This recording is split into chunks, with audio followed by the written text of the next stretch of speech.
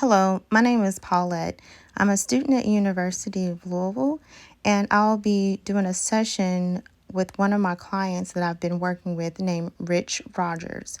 He is coming into our drug counseling center for one of his routine sessions. So the following, you will be hearing us having a conversation during one of our sessions. Hey, Rich, how you doing today? I'm doing great. That's good. So, I was looking at your chart and I noticed that you're coming up on your 1 year sobriety. How do you feel about that? I feel anxious. You know, you want to celebrate milestones, but the way I celebrate or used to celebrate is not the way I should be celebrating. But yeah, I feel real anxious right now because I don't know how I'm gonna react to the 1 year milestone. But I feel great. Oh, why do you feel kind of apprehensive about your 1 year coming up? I've never won a year ever since I've been using drugs. I've never won a year off of drugs, so this is a major milestone. But I've lost so much in my life that you know I feel like I have to start somewhere. I'm starting to climb myself out of this hole. Okay. Well, that's good. So, how have you been able to maintain your sobriety thus far? Mainly in the beginning, it was rough because my job, we were working a lot of overtime, which means more money for me, which means more leisure spending. And my leisure spending normally included alcohol and drugs. But as the overtime is tapered off, I don't have the money and I have to budget a whole lot better than I used to. So that's helped. Have you made a plan for when overtime starts to pick back up? Do you feel like once you begin to have more access to overtime that you'll begin to use again? Or do you have a plan for that?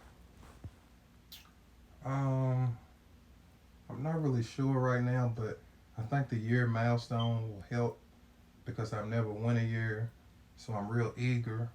I don't feel like I need it. I feel good. I feel like I got a great support system now. I've lost a lot. I've lost cars. I've lost houses. I've lost friends. Um, I live in an area where I would normally not live. So all these things are motivating me to get my life back together. I drive a beat up truck now. I used to drive a Lexus. So when people see you one way and now they see you this way, it kind of encourages you to get back. Not that other people's opinions matter, but it kind of still does.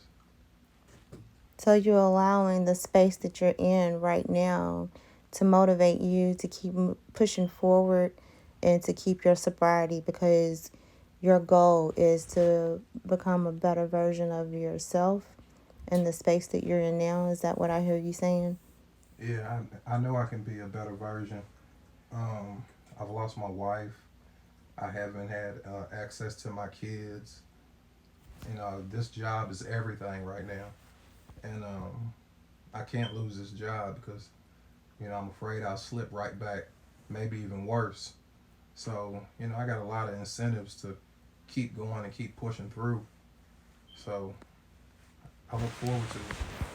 So you recognize that losing your job could be one of your triggers for you. Do you know of any other triggers or recognize any other triggers that might spin you back in the wrong direction? I told you about the apartments I live in now. I used to live in a nice community, a nice neighborhood. Very supportive. My neighbors were great, and now I live in a dope hole. I live in apartments where there's a lot of other users, and it's easy to slip back into that life because I used to enjoy it. Okay, okay. So perhaps maybe have you considered making a plan to move out of that area to live in a healthier space so you can maintain your sobriety? Because I really want to see you reach this 1 year sobriety goal. Well, that's the goal. I do want to move into some better apartments. Okay. My like I said, I've lost a lot, so I got to work on credit. I got to work on certain other things to even qualify for a nice apartment.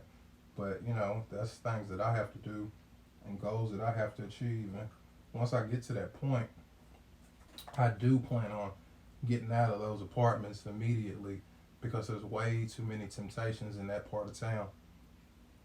Okay. That sounds like a plan. I think that would be the healthier route for you is to go ahead and make that happen and continue to work towards your goal. Um, so, what does it feel like when your sobriety is going well?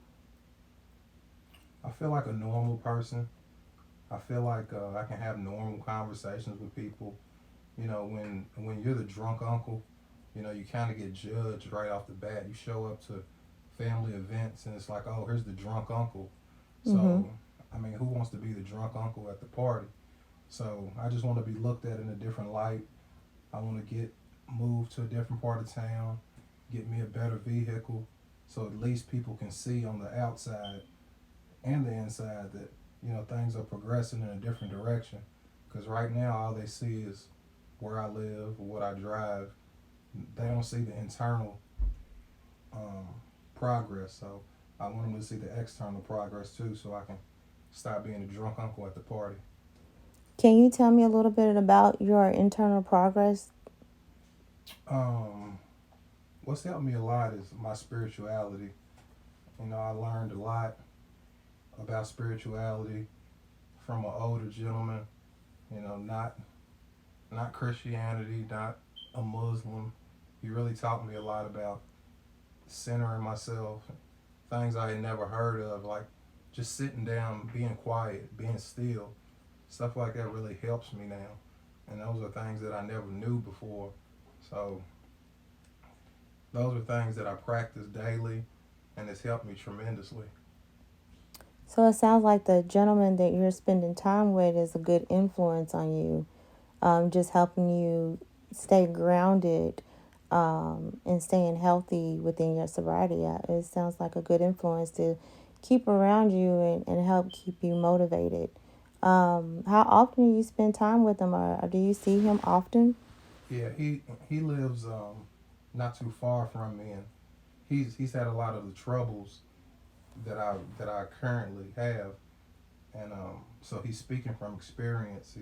He's showing me how to do it from experience, and I think that's the best teacher.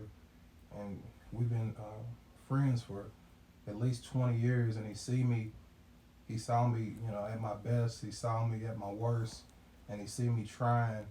So he's kind of taking me under his wing to make sure that I get over the hump, because I really do look up to him, because I would have never known that he was, on drugs as bad as he say. But you hear some of his stories, and they're so similar to mine, and I just know if he could do it, I can do it. That sounds like a good person to have in your life to that helps really like motivate you and encouraging you to go into the right direction.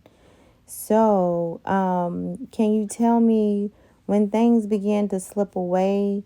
Are you able to recognize that? And is that something that you're prepared for? When you say slip away, what do you mean? Like, Your sobriety. If you felt like your sobriety began to like slip away and you don't feel as strong, um, are you able to tell like what's going on in your life, or what that absolutely. feels like? It's mainly I can handle one thing, two things, but sometimes life throws three, four, five punches at you, and you can't block them all. And when those punches get through, they hurt. And sometimes it takes you a while to get your bearings back. So I'm good with one or two, but sometimes life just throws a lot at you.